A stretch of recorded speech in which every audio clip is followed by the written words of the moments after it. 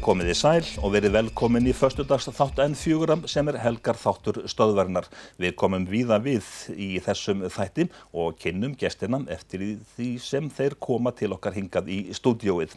Vorið rétt handan við hornið, við finnum það örugglega flest. Sólin hækkar á lofti og hænuskrefin verða stærri og stærri með hverri vikunni. Grásleppuvertíðin, hún hefst meira að segja í næstu viku og bókamarkaðurinn á Akureyri, hann hefst á þriðjudaginn, ef ég veit rétt. Bryndís Loftsdóttir, já, það ekki, þú ert bara vorboði. Já, við komum hingað árlega alltaf með bókamarkaðinn frá Félagi íslenskra bókaútgefenda. Og að þessu sinni við höfum oft verið svona í kringum páskana og og yfir páska. En nú eru páskarnir svo seint og það var svo mikil óþreyja í okkur að komast norður og nýbúin að ljúka markaðinu fyrir sunnan. Þannig að við bara drifum okkur að stað með hjálp flytjanda sem flytur nú alla bækurnar fyrir okkur og erum bara að byrja að setja saman borð og taka upp bækur á Glerártorgi þar sem við verðum og munum opna á þriðjudaginn. Þannig að það er heljarinn að vinna framundan. En það er svo gott að koma til Akureyrar að það taka okkur allir svo vel og yfirleitt bara reddast þetta allt einhvern veginn alveg frábærlega. Strákarnir í Bíkó hjálpa okkur með plötur og alls konar. Það er rosa gott að koma hérna. En að flytja bókamarkaðinn norður, þetta heljarna batteri og viktar sitt sjálfsagt. Já, það er ágætt að fara í verkfræðinámið á sínum tíma. Þetta er mjög margslungið og já, þetta eru fleiri tonn, svona einhvers staðar í kringum 4-5.000 titlar. Og svo þarf að gæta því að það sé rétt magna hverjum titli og þetta er heljarna verkfræði en svo er þetta líka bara þetta mannlega, hvað vilja Norðlendingar og í fyrra þá vorum við í fyrsta skipti með markaðinn svona tölvuvætan þannig við gátum svolítið séð hver væri munurinn á því sem að Norðlendingar kaupa og versus þá þeir fyrir sunnan og það var svo sem ekkert svakalega munur, barnabækur eru alltaf vinsalastar og það er gott, ekki veitir af að halda bókum að börnum. En við tókum sérstaklega eftir að prjónabækur á öllu tagi, þær seljast mjög vel hérna fyrir norðan og við vorum í rauninni með nóg síðast. Ertu með einhverja skýringu á því? Það er bara kláruðust. Ertu með einhverja skýringu á því? Ég held bara að konur hérna séu mjög handlægnar. Kannski karla líka, ég vonandi. Ég veit enga aðra skýringu. Maður sér auðvitað marga í mjög fallegum prjónafötum hérna, þannig að það er greinilega hannyrðir eru í hávegum. Þú ert líka hérna með krossgátu nákvæmlega, svo var nefnilega hitt. Við erum með mikið úrval af allskins krossgátu blöðum með okkur og vorum með það síðast. En það var sama, það alveg sópaðist út og kláraðist og fengur færri en vildu.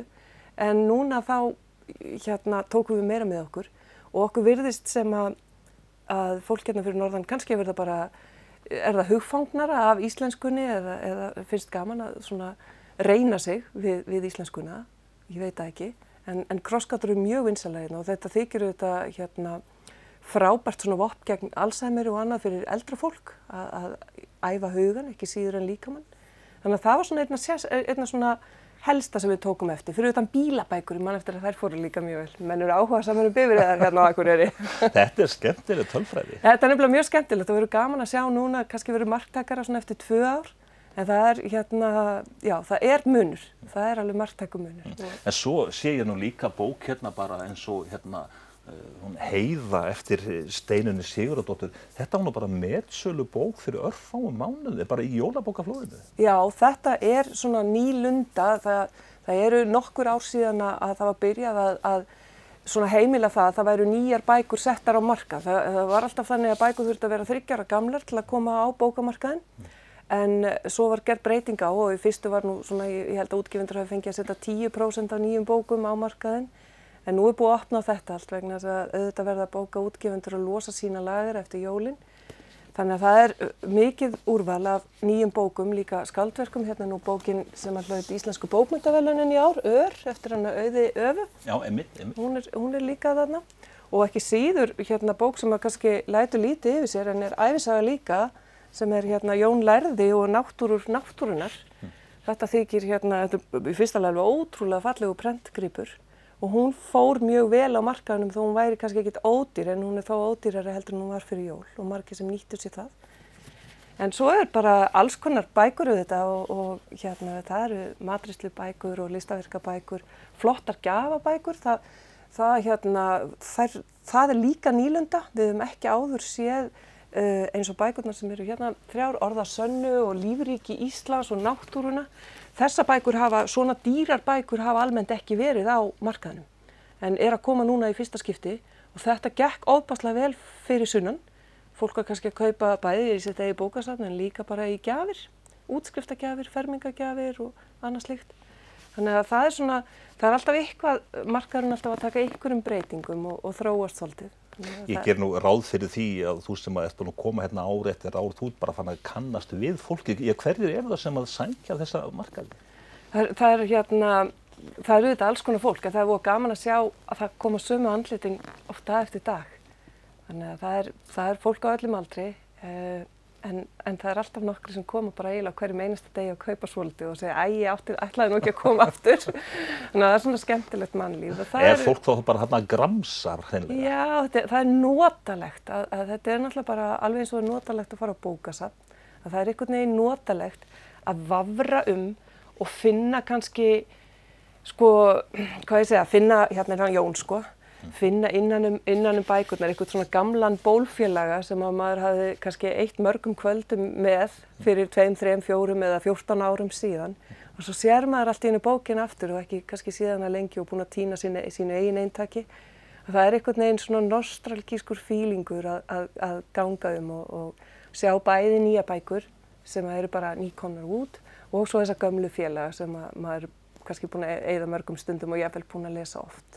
En þegar þú berð saman svona Akureyringana eða þá bara Norrlendingana skulum við segja, þú segir að sé svolítið svona munur á hvaða bækur það kaupir, en einhver svona munur á viðskiptavinunum svona, innkaupa venjum? Já, ég verð að nefna, það er nú alveg það sló mig mjög á síðasta ári að þið eru ljós árum á undan okkur fyrir sunnan hvað varðar plastnotkun og hversu margir neituðu að fá plastpoka og drógu upp og ég man sérstaklega eftir mjög fín kona, hún var svona miðum aldrei alveg óaðfinnalega klædd allt svona þröngt og sniðið Með taupokan Og ég segi náttúrulega viltu ekki poka eins og þetta er svo sjálfsagt fyrir sunnan þeir eru fríir hjá okkur við gerum svona borga fyrir þá og dregur hún einhvern veginn á dularfullan hátt úr sínu þrönga pússi bara nei, ég er með poka eins og ekkert væri og auðvitað óaðfinnanlegan poka líka mjög flottan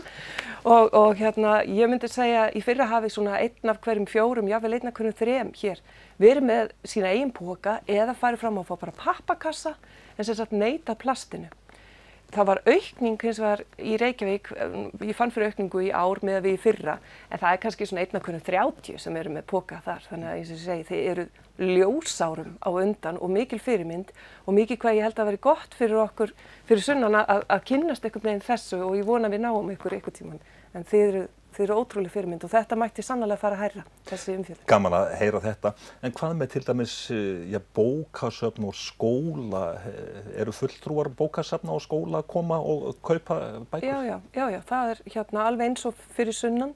Við náttúrulega kvörtum yfir því bókaútgefundur að okkur finnst grunnskólabókasafnin víða vera svolítið svelt og þau voru það fyrir hrun og svo var skorið mikið niður en þetta er svolítið mismunandi eftir skólastofnunum. Þannig oft að þetta er ekki alveg á sér lið í grunnskólanum oft og þannig að ef það vantar stól þá er það tekið á bókasafnspinnum.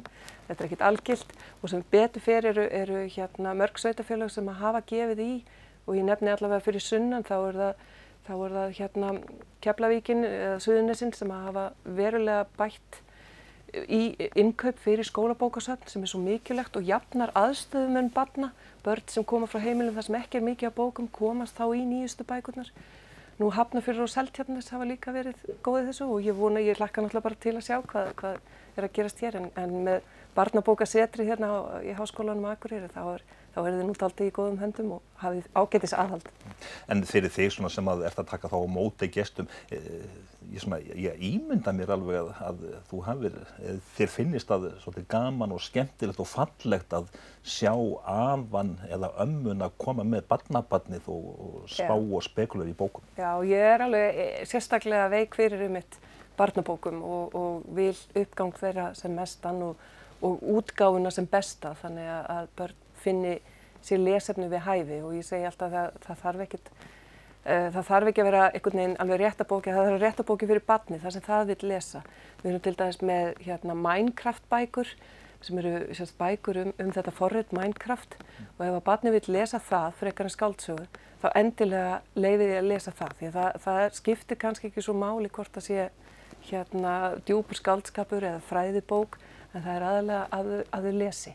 En það fyrir svona ég krakka og alla svo sem að lesa og komast inn í sinn eigin hugar heim, þetta mikilvægt. Þetta mikilvægt og þetta tekur tíma og ekkert sjálfgefið að börn 6-7 ára séu farin að sökkva sig ofan í skáldsögur.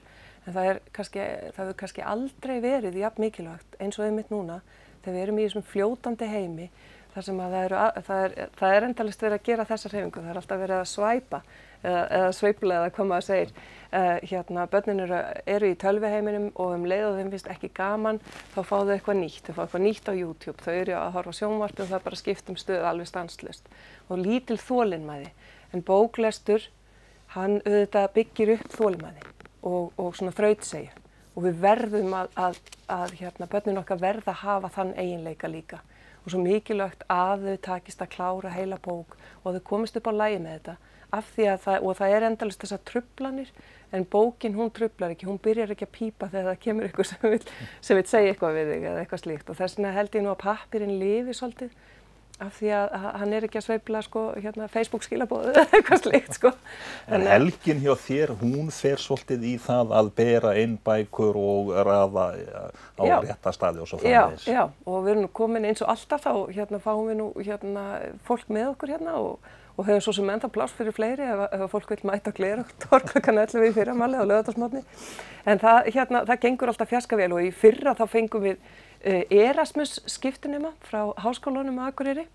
Þetta voru 6 stelpur, ef ég man rétt, 6-7 stelpur og það sem var svo merkilegt, þær voru náttúrulega komnar frá Þýskalandi og Íslandi og hvaðan af, svona flestar frá Evrópu bara. Enginn þeirra, þær voru allar komnar yfir tvítugt, enginn þeirra hafði unnið áður launaða vinnu. No. Það var svolítið sláandi og þær voru alveg himinlifandi, það voru ótrúlega duglegar. En það bókamarkaðurinn á Glerártorgi opnar á þriðjudaginn? Opnar á þriðjudaginn, opinn eins og Nettó frá 10 til 7 og stendur til 2. apríl. Bryndís, bara takk fyrir komuna og gangi þér vel og hér rétt á eftir ætlum við að tala atvinnumál.